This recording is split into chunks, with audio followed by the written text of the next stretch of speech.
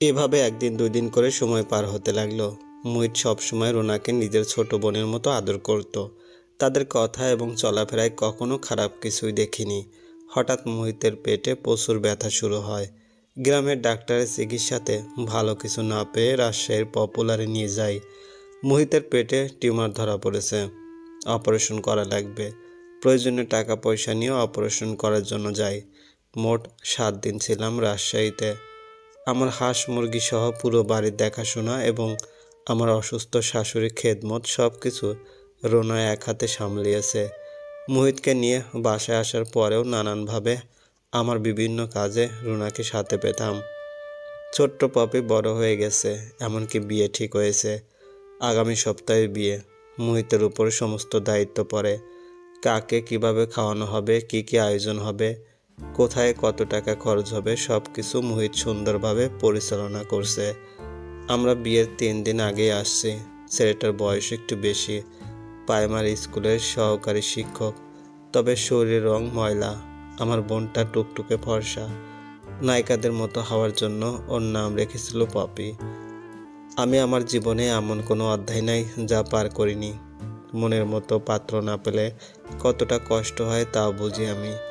তাই নিজ অভিজ্ঞতা থেকে ছেলে কালো এটা নিয়ে পপির কোনো সমস্যা আছে নাকি জিজ্ঞেস করলাম। বিয়েতে মন থেকে রাজি, তার এইসবে কোনো চিন্তা নেই। নিজে মুখে বলল পপি। নগদ 7 ভরির গহনা আর সরকারি চাকরি করা বর, এইসব কথা বলে বলে হয়তো সবাই পপির কচি ব্রেন ওয়াশ করেছেন। যাই হোক, আমিও কিছু বললাম না। মনে মনে আল্লাহর কাছে একটাই দোয়া করে যাচ্ছি, যেন আমার মতো কোনো কিছুর সম্মুখীন হতে না হয় আমার ছোট্ট পরিটার। শিহাবকে সাথে নিয়ে আসছি আমি। একটু দূরের আত্মীয়রা যারাই আমার সাথে শিহাবকে দেখছে তারাই ভাবছে আমার ছেলে। অনেককেই জিজ্ঞেস করছে ছেলে এত বড় হলো, কিন্তু তারা জানে না বিয়ের বিভিন্ন দিক দেখাশোনা করা ও নানান রকম কাজের মধ্যে খুব ব্যস্ত দিন কাটছে। আজ বিয়ে, বরযাত্রী হিসেবে কয়েকজন মেয়ে এসেছেন। আমি তাদেরকে বসানোর জন্য আলাদা ঘরে আনলাম। তাদের সাথে পরিচয় পর্ব শেষ করে আরও অনেক কথাবার্তা হলো। আমার ছেলে মেয়ে সম্পর্কে জানতে চাইলে আমি বলি আমার ছেলে মেয়ে হয়নি। এটা শুনে অনেকের মুখ কালো হয়ে গেল। আমি কি ভুল কিছু বললাম? সত্য কথা বলা কি আমার উচিত হয়নি? আজ মিথ্যা বলার পরে যখন তারা জানবে আমি নিঃসন্তান, তখন কি হবে? দুপুরে খাওয়া দাওয়ার পরে বরপক্ষের একজন আকার ইঙ্গিতে এটা সেটা বলা শুরু করে। মেয়ের বড় বোনের বাচ্চা নেই, এটা সহজ কথা না। যদি বড় বোনের মতো ছোট বোনের অবস্থা হয় তখন কি হবে? এমন ছোট ছোট নানা গুঞ্জন উপেক্ষা করে অবশেষে বিয়েটা সম্পন্ন হলো।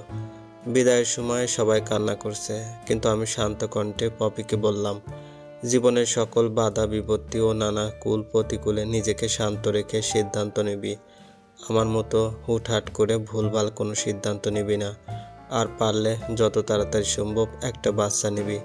সামান্যতম কোনো খুঁতো যেন কেউ বের করতে না পারে। পরের দিন বৌভাতে সকলের সাথে আমিও গেলাম। কেন জানি না সবাই আমাকে দেখছে। বুঝতে পারলাম তাদের তাকানোর কারণ। নিজেকে জোকার মনে হচ্ছে। আমি তো বন্ধ্যা নই, তাও সবার চোখে আমি বন্ধ্যা নারী। পপিকে নিয়ে আসার পরে জানতে পারলাম রাতে নাকি আমার বন্ধ্যত্ব নিয়ে আলোচনা সমালোচনার পাহাড় বেঁধেছিল ও বাড়িতে। জীবনটা এমন হয়েছে যে হাজারো আনন্দঘন অনুষ্ঠানে গেলেও আমার জন্য সেখানে বিন্দু পরিমাণ আনন্দ থাকে না। পপির বিয়ের 4 মাস হতে না হতেই মা হতে চলেছে আমার সেই ছোট্ট বোনটা। এটা আমার কাছে অনেক আনন্দের সংবাদ হওয়ার কথা, কিন্তু আমার ভেতরে ঈর্ষা অনুভব হচ্ছে। বারবার মনে হচ্ছে এভাবে খবরটা কেন আমি দিতে পারি না। ছোট বোন মা ডাক শুনতে পাবে, অথচ আমি বড় বোন হয়ে প্রতিদিন রাতে বাচ্চার জন্য আল্লাহর দরবারে ফরিয়াদ করি। এই খবরটা শোনার পরে সারাদিন কিছু খাইনি। শুয়ে বসে অতীতের স্মৃতিচারণ করে দিন পার করলাম। শাশুড়ির বয়স হয়ে গেছে, দীর্ঘদিন ধরে অসুস্থ, কিন্তু বর্তমানে অবস্থা খুবই করুণ। এই মানুষটাও একসময় আমাকে কম অত্যাচার করেনি, কিন্তু সময়ের ব্যবধানে তিনিও মুহিতের মতো পাল্টে গিয়েছিলেন। আমি নিজের মায়ের মতো যত্ন আত্মি করি ওনার। প্রতিদিনের প্রস্রাব পায়খানার বিছানা কাঁথা পরিষ্কার করা সহ আরও অনেক কিছু করি। মনের মধ্যে কখনো বিরক্ত আনি না এইসব কাজ করতে। শ্বশুর শাশুড়ি থাকা মানে আলাদা শক্তি থাকা। এমনও অনেক রাত গেছে মুহিত বাসায় ছিল না। কিন্তু শাশুড়ি থাকায় কখনো কেউ দুষ্টু কথা বলার সাহস পায়নি। বড় বাসুর এবং মেজ বাসুর সহ আরও অনেকে এসেছেন আজ। মায়ের খুব কষ্ট হচ্ছে বোঝা যাচ্ছে ওনার নিঃশ্বাস ফেলা এবং চোখ মুখে আকৃতি দেখে। সন্ধ্যা থেকে গুরুতর অবস্থার সাথে প্রাণপণ লড়াই করে অবশেষে পরাজিত সৈনিক হলেন। মাথার উপর থেকে ভরসার খুঁটি হারিয়ে গেলেও ভেঙে পড়লাম অনেক। পরের দিন সকাল 10টায় জানাজা শেষ হলো। দূরে আত্মীয়রা চলে গেছে, মা, আব্বা, খালা, শাশুড়ি আর মেজো যা আছে শুধু। 4 দিন পরে সবাই চলে গেল, কিন্তু আমি একা বাড়িতে থাকতে পারি না। খুব ভয় করে, কোনোভাবেই শাশুড়ি ঘরে যেতে পারি না। মোহিত কোথাও কাজে গেলে আমিও বাইরে অন্যদের বাড়িতে বসে থাকি। মোহিত সারাদিন বাড়িতে থাকলে পেট চলবে না, তাই কিছুদিন পরে থেকে অটোরিকশা নিয়ে আগের মতো কাজ শুরু করে দেয়। বাড়ি ফিরতে মাঝে মাঝে রাত 10টা বেজে যেত। সুমি আর শিয়াবকে আমার কাছে রাখতাম। যেদিন তাড়াতাড়ি মোহিত ফিরত ওই দিন সুমিকে বাড়িতে রেখে আসতাম। আর যেদিন রাত বেশি করে আসতো সেদিন আমি, সুমি, শিয়াব একসাথে ঘুমাতাম আর মোহিত অন্য ঘরে ঘুমাতো। ইদানিং সুমিকে বিয়ে দেওয়ার জন্য পাত্র দেখা দেখি শুরু হয়েছে।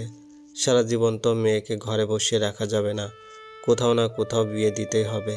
অন্য কোথাও সুমির বিয়ে হলে শিয়াবকে ওর দাদা দাদি নিয়ে যাবে। যখন ইচ্ছে সুমি বা সুমির বাবা মাও শিয়াবকে নিয়ে আসতে পারবে। সুমির বিয়ের ভালো মন্দের তদারকি সুমির শ্বশুর শাশুড়িও করছেন। ওনারাও চান ভালো কোনো ছেলের সাথে সুমির বিয়ে হোক। আমার মাথায় অত্যাধিক ভালো মানুষ সাজার ভূত চাপছে।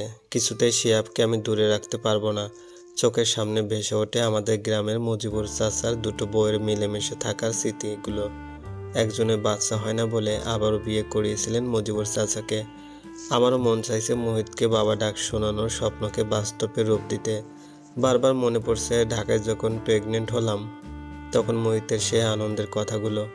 বাবা ডাক শুনতে তার কত আকুলতা দেখেছিলাম তার মাঝে।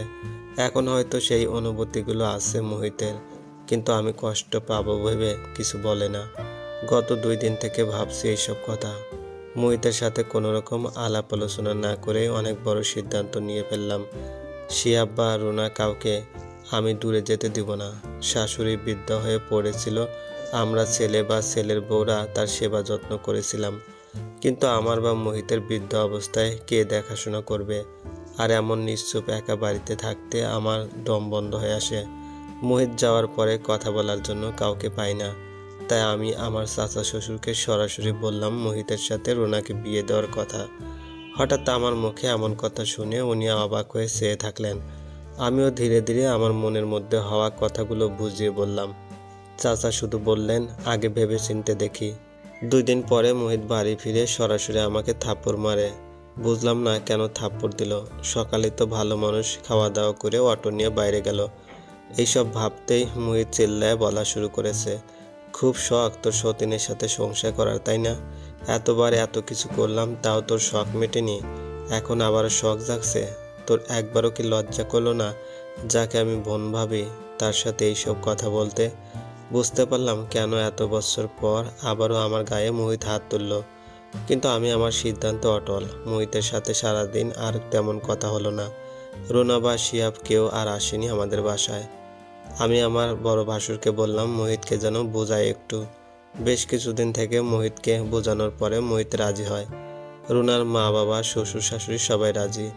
আর রাজি হবেই না বা কেন? নির্ঝঞ্ঝাট পরিবার এবং ছেলে পাচ্ছে। ঘরোয়াভাবে বিয়েটা করাতে হবে।